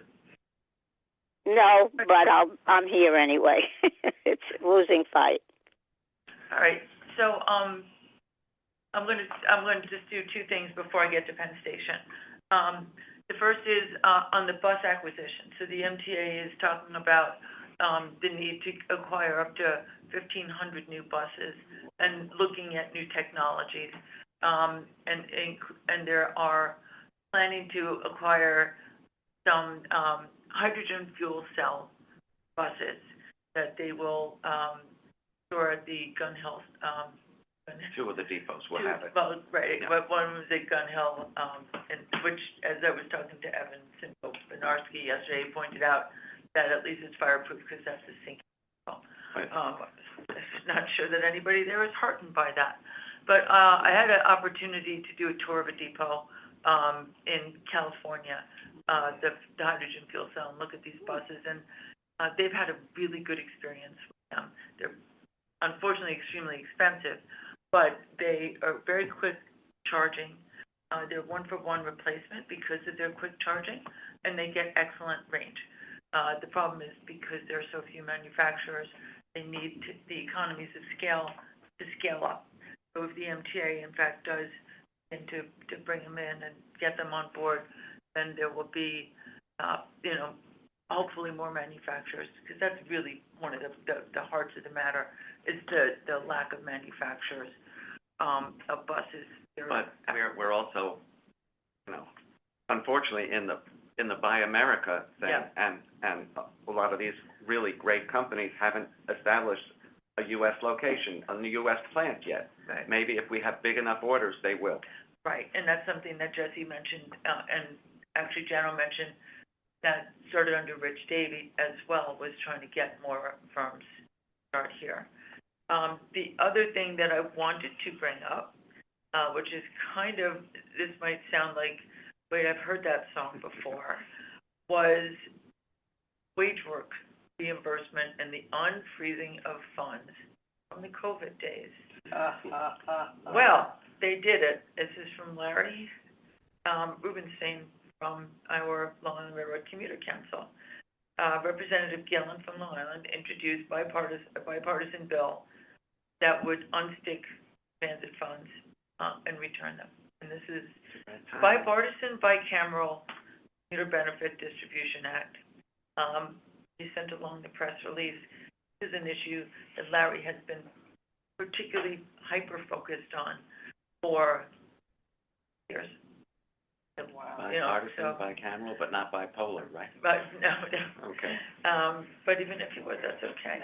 But that is, it's really, hopefully this time, 1, 2, 3, it will come true. Oh, God. But, what we have found in the past was that it's an IRS issue. And so maybe because this is a two sides of the aisle joining together, they will help to move that and find some relief for people who still have some funds and can show that they have funds trapped that were either still there or have been lost. How many years has it been since COVID? 6 years. Unreal that they're still holding on to that. Yeah. So we'll keep you posted on that. that's, there's a little light. Penn Station. So, there's a lot of buzz around that. You may have seen that the, Amtrak Powers and USDOT announced a master developer. And one of the questions that we here had was, well, what does that mean for the, Penn Station Working Group, Advisory Group? Are we going to reconvene? And in fact, we have a date for an upcoming meeting, which is great, but, the design has been determined. The architects have been set, and, I guess this is to see, I don't know, we'll see what we see when we see it. On Monday, there were news stories that said that Andy Byford had sent a letter to the MTA, to Jano, asking that they participate in an MOU, either reopen or start a new MOU, have them become partners in this project. Nobody, and apparently that's how MTA found out about it. From what we heard, that's how the MTA learned about this request, was through the press. And the response came more or less on Wednesday, or Tuesday rolling into Wednesday, was a letter back. Again, I haven't seen that, and Andrew may have gotten a copy of it. I think the letters are public, but the MOU is not. That said that Jano's response basically was rather testy, saying that we already have a lease, that we don't need another arrangement, that we have an agreement on our operations, that we have the largest operations at Penn Station, and that one of the things we're entitled to do is what many leases have, is called quiet enjoyment, which means you can't just go around wrecking our house while you're doing other things. So that they want to be at the table, but they don't feel that there's a need for another agreement because they already have one as part of their lease. Governor Hochul has indicated that, or her office has indicated that she's seen plans, and that she's trying to diffuse some of the tension between the agencies. There's definitely tension between the agencies. So it would be a good opportunity for things to settle down a little bit. Doesn't seem like it's personal between Jano and Andy, which I think is helpful. But one of Jano's comments yesterday, for those of you who haven't seen it, is I'm not going to be the first person in New York who signed a real estate deal with with Donald Trump. Please. With Donald Trump, without any, except the real estate deal with Donald Trump without any, information or any assurances. That's paraphrasing. Let me interrupt you just for 1 second. There are two ongoing issues that are straining relations between Amtrak and the MTA. The reconstruction of the East River tunnels is taking long, and it's going to continue for at least another year and a half, taking tunnels out of work. And there is the access to their Amtrak tracks in the Bronx for Penn Access Project, and they were hoping to erect some temporary stations and have service begin by 2027. And they're not getting the cooperation from Amtrak that they had hoped they would get, or the personnel. And so that is causing some additional friction. Sorry, right. Please No, go. that's excellent, because, as anybody who's been playing along at home or trying to get out of their home, East River Tunnel issue is a real problem because of the ongoing, and any, fires, crashes, debris in the tunnels can back up trains for quite a long time and have ramifications far beyond just that tunnel area. So there are ongoing public conversations that are happening between the MTA and Amtrak around Penn Station.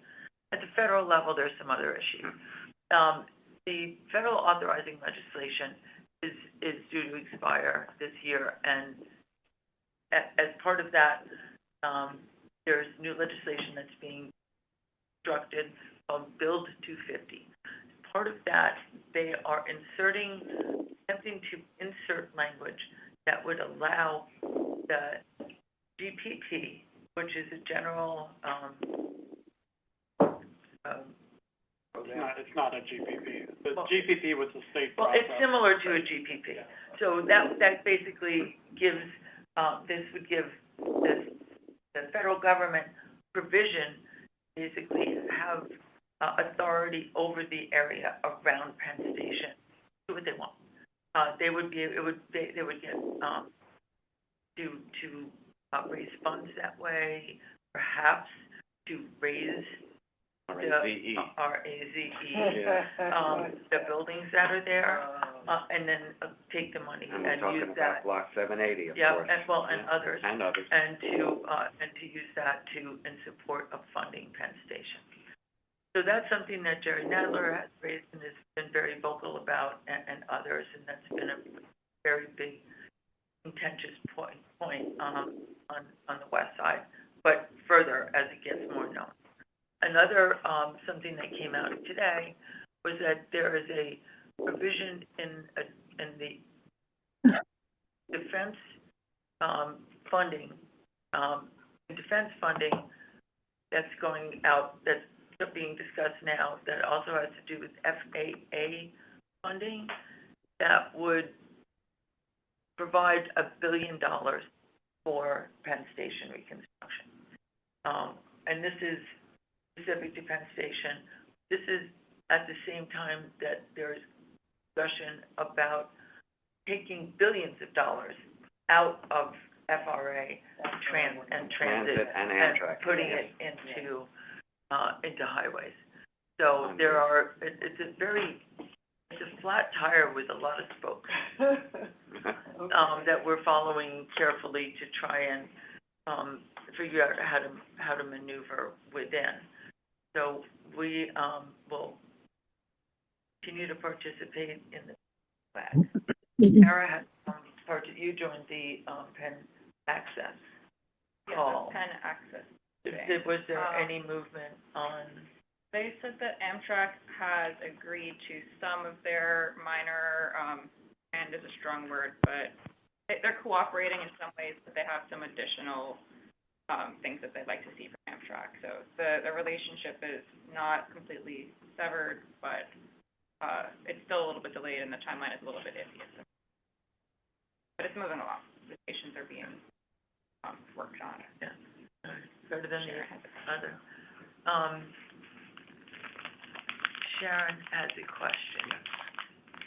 I don't know where this comes, but what's been happening with the difference between having a park and a railway on that thing? Do you know what I'm talking about? Yep, Queensway and Queens Link. Yeah, is So- the mayor is supporting a park? Yeah. Yep. Oh, With the ability to have transit in the future.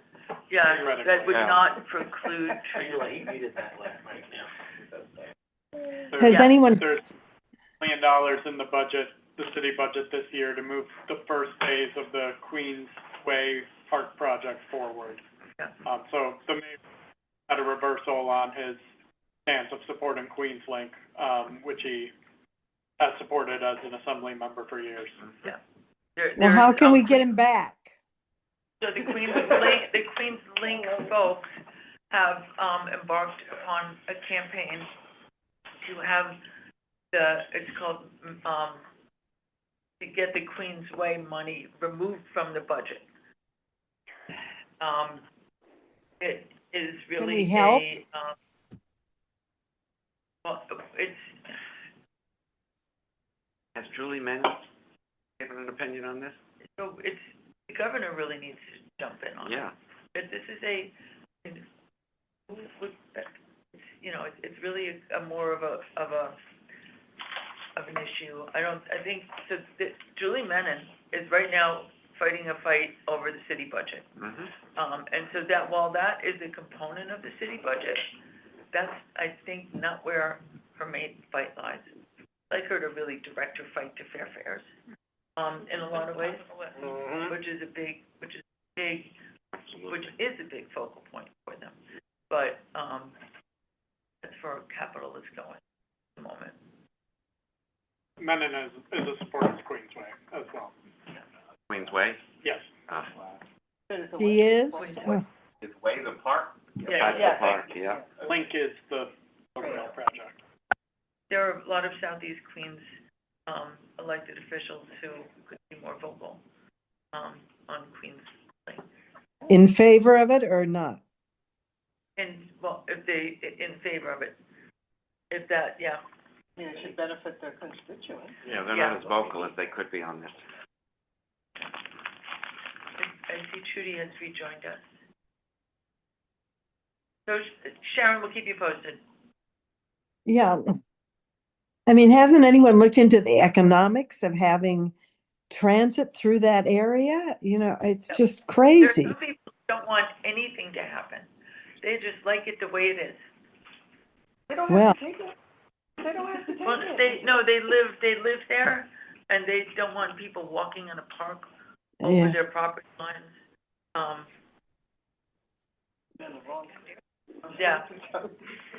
Sharon, just on the economic benefits. May I just find out, I don't want to bring up this Amtrak thing, but what you were saying, and somehow we got disconnected, is different from the way that the media has been reporting it. I don't want to go through the whole thing, but Lisa or Andrew or both of you, because I keep on getting calls, people know that I'm flat on my back at home, so people who are interested in various things call me, and I am totally confused at this point on the Amtrak thing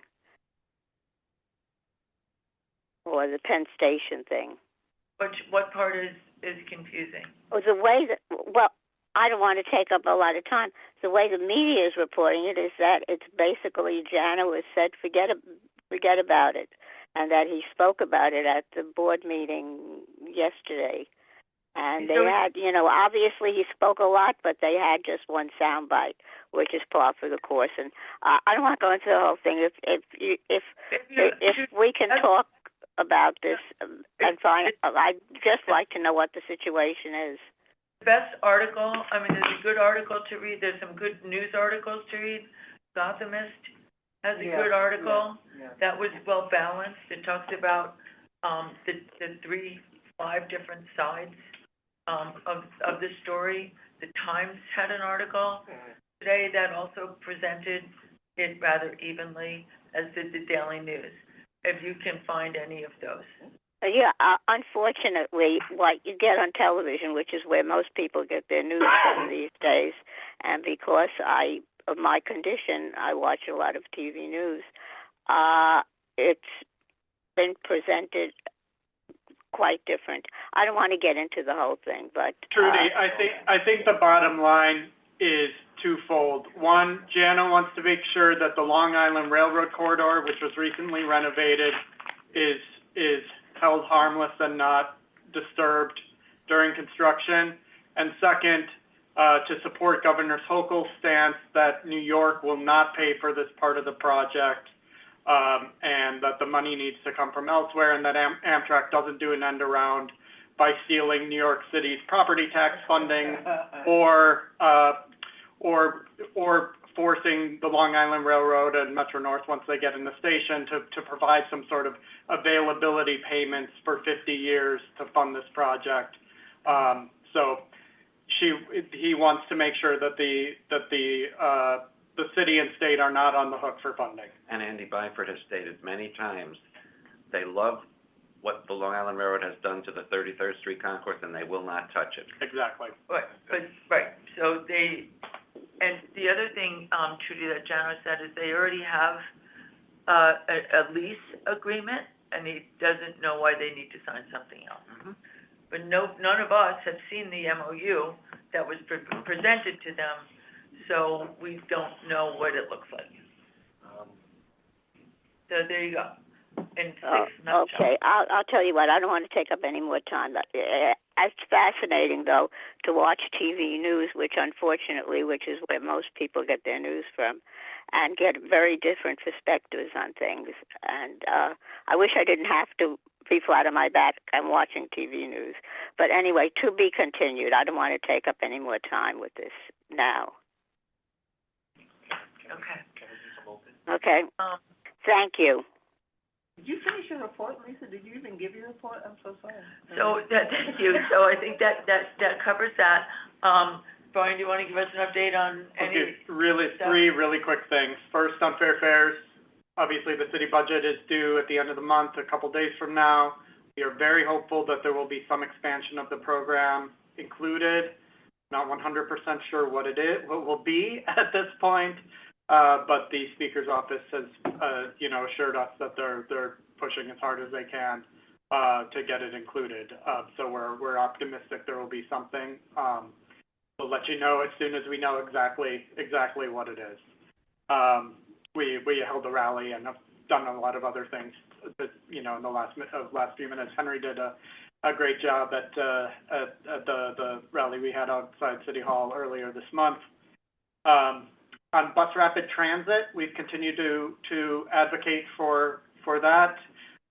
We expect New York City DOT to put out their bus action plan report sometime after the budget is done, sometime in July, and we will be following up on what we expect to see there.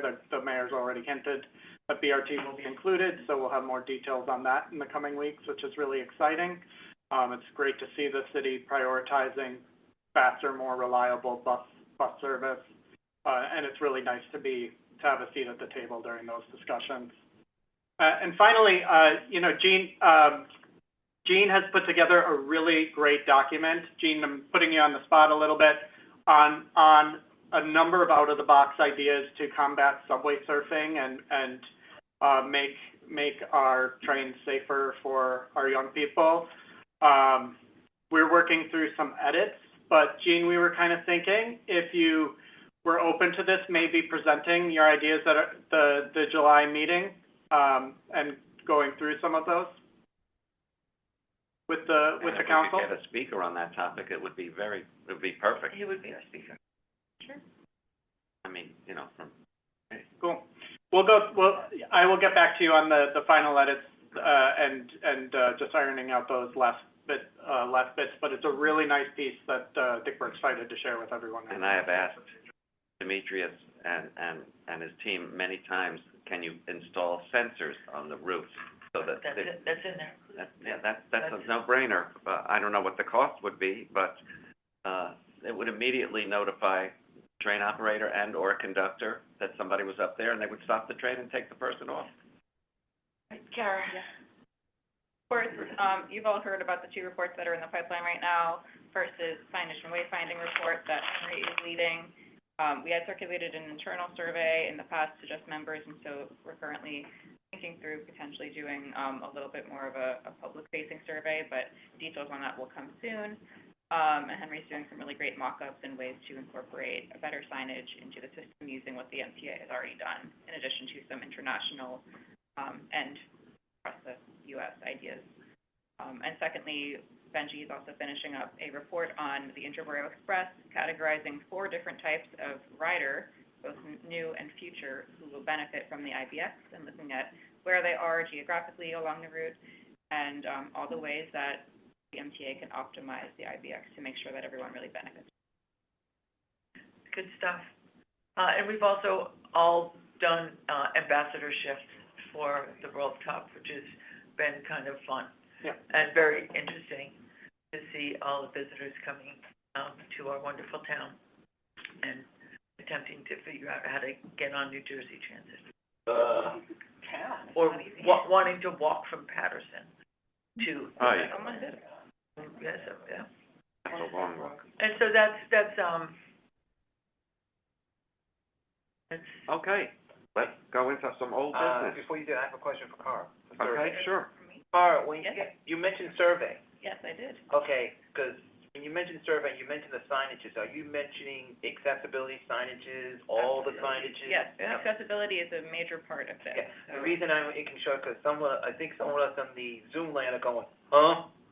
Yeah. Because I just want to be clear that we're mentioning all the signages, Absolutely. because I know some people say, oh, you didn't mention it. I said, yes, she did. Yes, yeah, I didn't mention it in that, No, I know. in the report, there will be plenty of accessibility. You Yeah. will be very happy to see it. And I will have no problem helping that out. Thank you. Thank you. All right.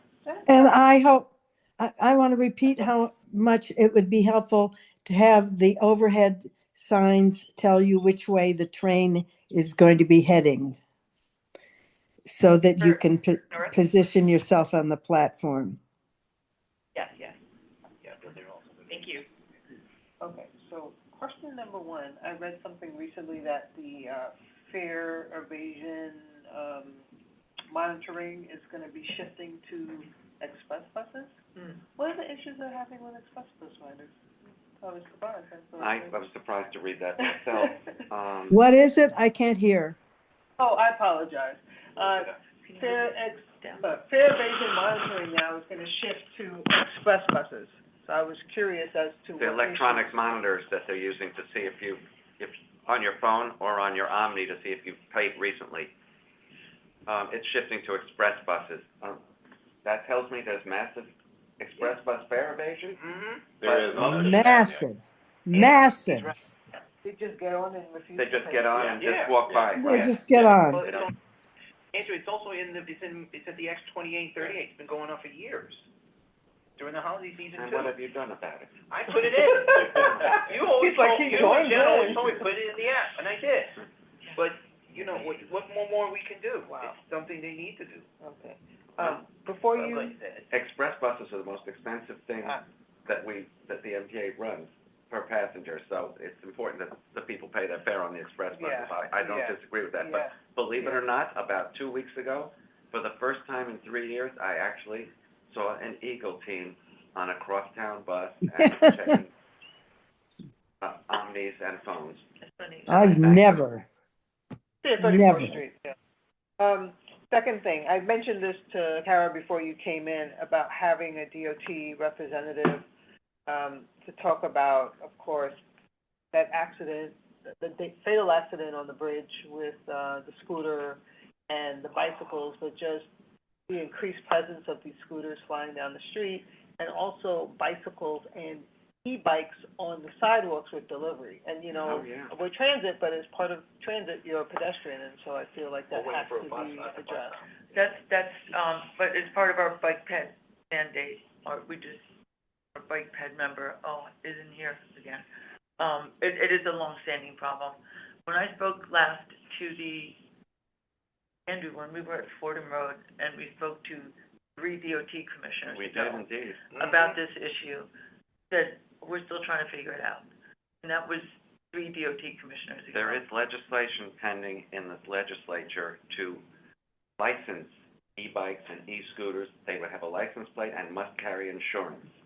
That's an important start, but it hasn't passed yet. And that also then has implications and ramifications on deliveries, but there's safety training requirements. So But that there's was a infrastructure. horrific crash. Right, yeah. Absolutely. And there's infrastructure DOT could build Yeah. off the sidewalks instead of having, because I mean, you know, I could argue if I get hit by a bicycle and it's not going too fast, I could possibly live with one of these scooters. I really don't know. And they're all silent. And whether you drive, use transit, or ride a bike, at some point, you're a pedestrian. Everyone's a pedestrian at some point. Unless you have a chauffeur. Well, you get out of the car, you're a pedestrian. No, there's someone that carries you to your Carries you? I'm joking. A person Sherpa. You know, you got everyone rolling in there. You got everyone rolling. Last thing, I don't know if we've decided where our field trip will be this year, but I thought about what's happening with, TOD, is it Wakefield? Project in the Bronx, that moving forward, TOD? Heard about that. I haven't heard With about the that, but I MTA was and the thinking bus about and the stuff. new. I mean, Morris Park, Is that what they're calling it now? is that by the Penn Station access? Penn Access rezoning. No, it's not. No, I know we're talking about Penn Access, but this No, that's is at on the the end of the actual, section. yeah. Well, No, any, the two and the two. you know what I'm talking about, right? Yeah. Karen, I was thinking about, the new, wonderful new, subway yard in Sunset Park. Sunset Park, yeah. Gee, funny you train for me to get there, Dan. Wow, 3 in a row. People have asked about that place, so. Yeah, I mean, if we can't find anything else in another borough, but no, seriously, I was really thinking about something that showed the, like what we went to MTA, Metro North, just something that brought together transit and housing or some sort of development. I thought that would be Oh, fun. that was the trip to Harrison. Yeah. Yeah, halfway between Stanford and Grand Central. Yeah, well, so I'm just kind of putting it out there. We were also, Andrew, talking about the bus Training simulator. thing, yes, bus simulator in the Bronx. Drive a bus. Oh, Yeah, the well, bus remember- simulator is really helpful. Proximity to good food. So Yeah. Well, there's good food in that part of the Bronx. Yeah? Yes. Excellent. No, we went to the bus command center. Yeah. No, this is Group 1, 2. when Bill had Next this. to the highway. ask for No, you- permission.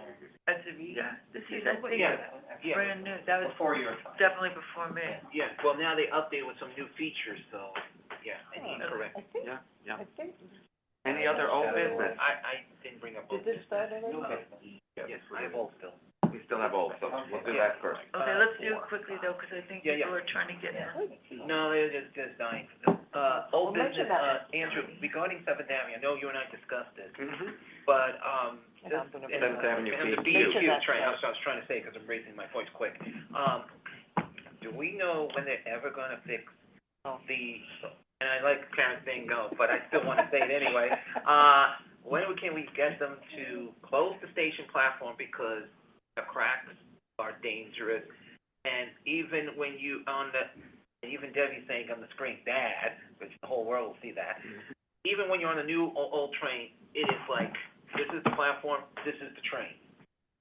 Someone's gonna get hurt sooner or later. Yeah, Both directions? Yes. yeah, it's pretty rough. Come on, Okay. Andrew, you went to the parade train, you should have saw the platform when you went past, you would have said, oh my God. So it is something that, it doesn't have to be clean right now, it needs to be replaced, like, immediately. I can get an answer on that before the end of the day. Yes. So I'll keep you posted. Thank you.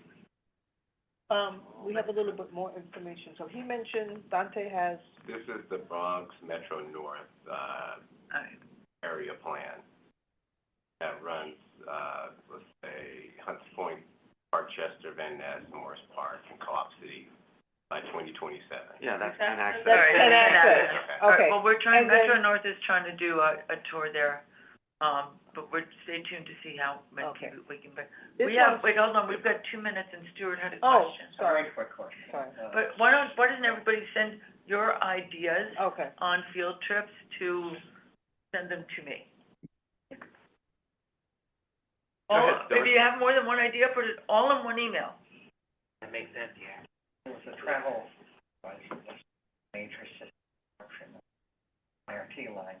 Can you shed some light on Do you know what which the... particular line? Oh, yeah, 2, 3, 4, 5, Correct. Oh, going The to track Brooklyn. failed, what the issue was? between Manhattan and Brooklyn. Yeah, is it a maintenance issue, or what's happening that we need to know about? I don't They had to do emergency repairs, I heard that. I don't know what caused it, though. right? I think we need to know, We'll find out. and then whether it... Disruption of the plant, or... I'll get an answer on that for the end of the day as well, that and Seventh Avenue.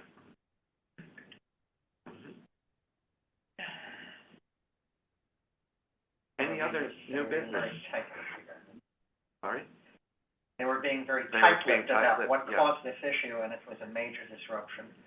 And our role is to provide oversight. They're not following the scheduled maintenance plan, or there's something we don't know about. Maybe they're purchasing rails that have cracks. They had issues 2 years ago with manufacturers. We need to know what the issue is. It's probably, it sounded to me like power, since it was, I don't across. think so. If it was the 2, 3, 4, and 5, they're together, from Franklin Avenue to like Borough Hall, and then they split. I don't So think it it must have been something between those points. I think it's related to it. Other infrastructure. Okay, I'll find out. Any, Power's another good topic as well in terms of possible things. They talked about upgrading the power system, failures we've had, and we've discussed them here at the board. Maybe the 28th Street substation. Yeah. You know, Also and there where was, that fits in the capital plan, because since Bob Lobenstein retired, they really haven't had someone who really pushed the upgrades. They're going to the increased power demands with the new cars. I would say that they have been very focused on increasing the power, but they talk about it as about it being not one of the things that's not sexy. Yeah. So that's not. Substations are being rebuilt and recrafted and all of that. Are sexy. Well, we think that's, as I said in my testimony yesterday, these are the things that we nerd out about. We nerd out. We nerd out. Anyone else with a new business issue? Because I do believe we have to Dante, did you leave have? the room. Dante? I was just quickly gonna say, later at another meeting, I wanna revisit, station cleanliness, because Nostrand, is just awful. So we'll talk about that another day. Did We you talking send Nostrand on him? the Eastern Park? It's absolutely More power to all right. Yeah. I know we ran out of time, but Debbie had her. We really never had them come back. Debbie's hand is up. Debbie, go ahead. Make this really quick. I'm still, when I get off on the elevators at Sheepshead Bay as well as Kings Highway, I cannot see the countdown clocks. And it's really unfair because I have to have Chris or somebody else look for me.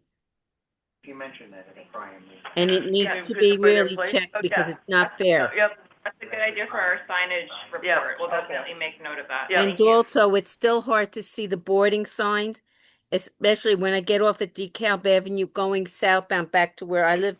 It is so dark there that I can bypass it accidentally. Really? Okay. Yeah. Thank you. Thank you.